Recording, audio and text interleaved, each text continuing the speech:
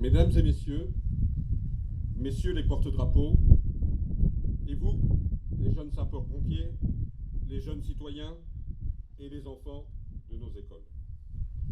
En ce 8 mai, nous sommes rassemblés, comme chaque année, de toutes les générations, de toutes les origines.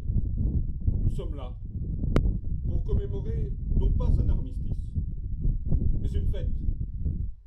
La fête de la victoire.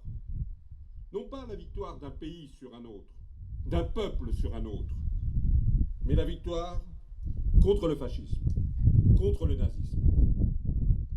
Les enfants, les jeunes, nous ne parlons pas d'un temps lointain. Cette période, vos arrière-grands-parents l'ont vécue. Des femmes et des hommes présents ce matin en ont été acteurs.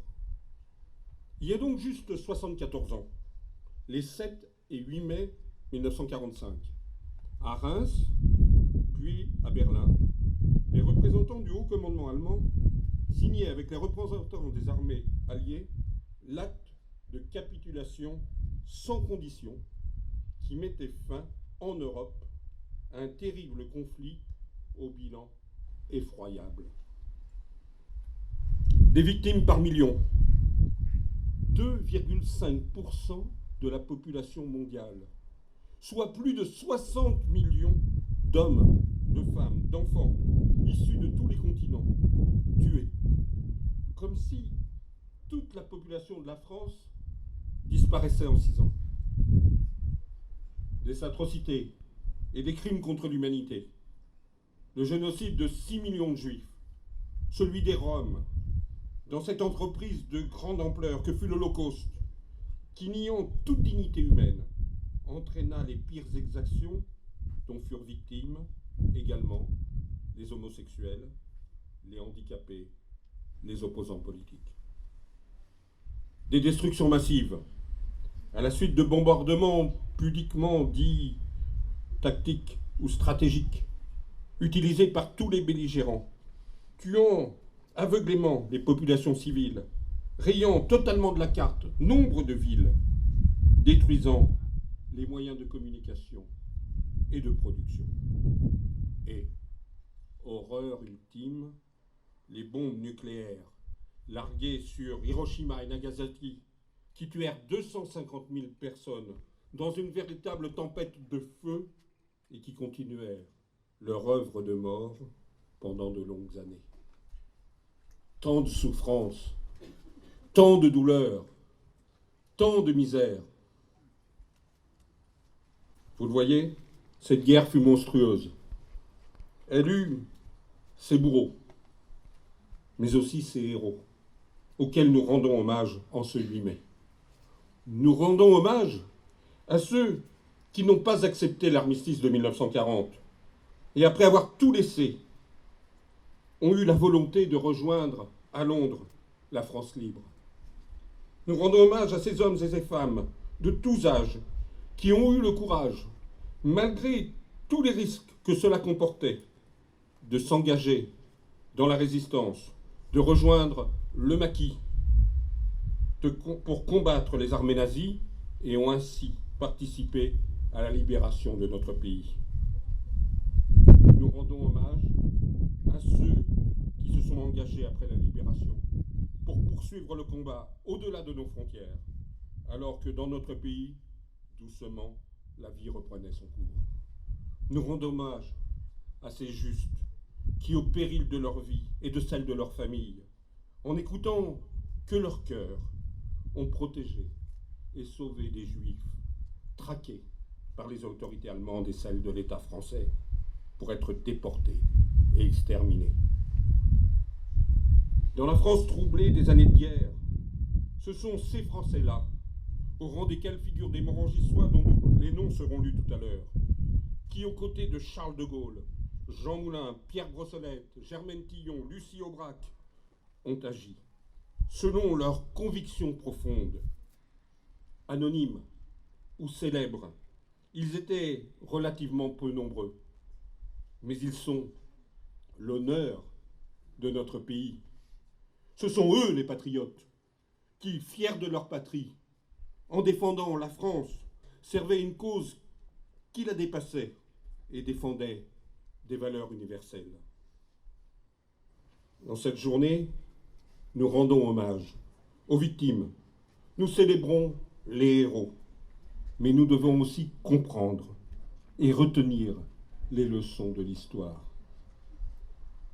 Pourquoi des centaines de millions d'individus avaient-ils soutenu les ambitions criminelles des dictateurs? Sans doute étaient-ils plongés dans le désespoir après une terrible crise économique. Mais cela ne suffit pas à expliquer un tel basculement. C'est sur fond de nationalisme, de racisme et d'une société qui refusait de partager les droits et les richesses que se sont constitués à travers le monde ces bataillons actifs ou passifs du fascisme et du nazisme. Dans notre pays aussi, à la fin des années 30, était à l'œuvre un libéralisme économique qui remettait en cause les conquêtes ouvrières, un autoritarisme étatique qui écrasait toutes les contestations et un discours racialisé sur la société qui marginalisait les Français naturalisés et stigmatisait les Juifs.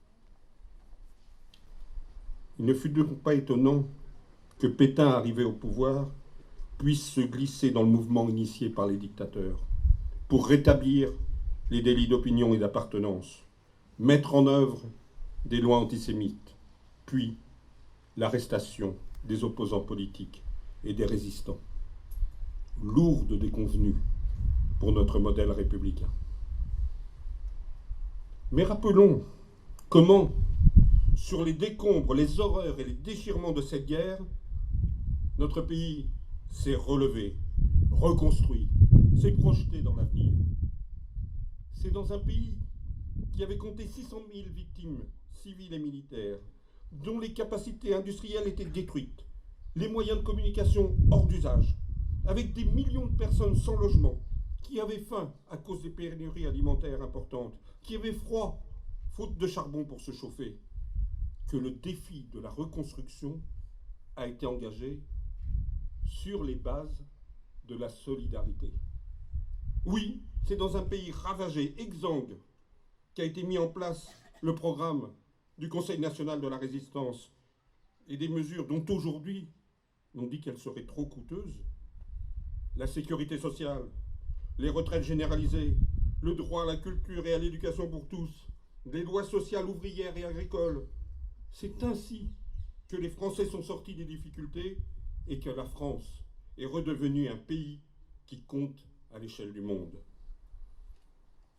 L'histoire ne se répète jamais exactement, mais nous devons retenir les leçons qu'elle nous transmet. Nous vivons une période pour le moins troublée.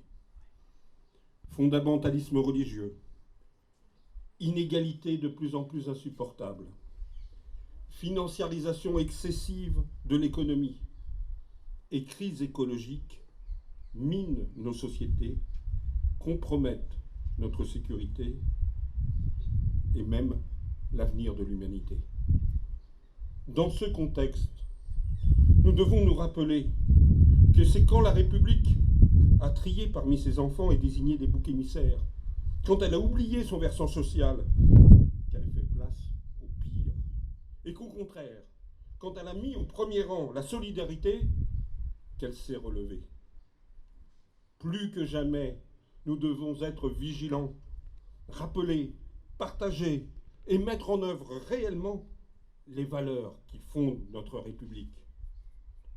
En appeler seulement au drapeau ou à l'hymne national n'accorde pas de protection à la République et à ses enfants. Sur les pas de Pétain, le 26 avril 1944 à Paris, étaient agités des centaines de drapeaux tricolores.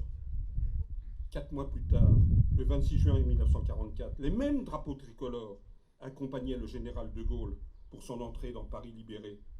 Les mêmes couleurs, mais des couleurs qui ne portaient pas le même message.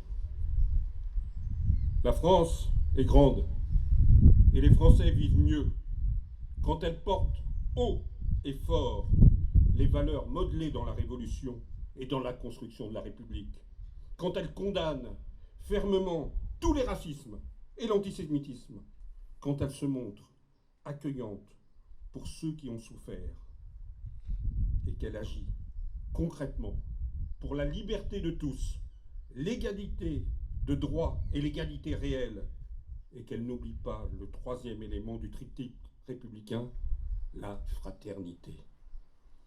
Pour faire face aux défis de notre temps, sans tomber dans les errements, les horreurs du passé, le chemin est tracé.